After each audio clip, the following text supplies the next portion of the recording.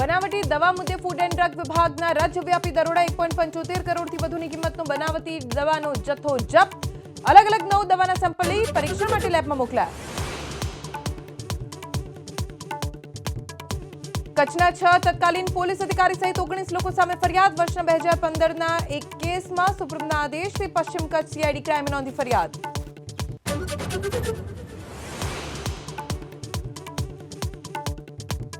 Vadodara boat દુર્ઘટનાના વધુ 3 આરોપીના પોલીસે મેળવ્યા રિમાન્ડ. વત્સલ શાહના 6 દિવસના તો નૂતન શાહ અને વૈશાખી શાહના 4 દિવસના રિમાન્ડ મંજૂર.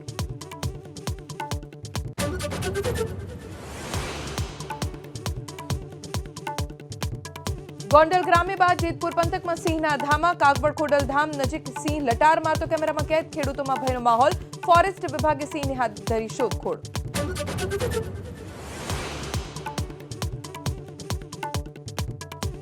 જૂનાગઢના ભેંસાણમાં સગા બાપે દીકરીને જ પીંખી. દીપડો આવ્યાનું કહેવા ગયેલા પાડોશીએ પાપીની ખોલી પોલ.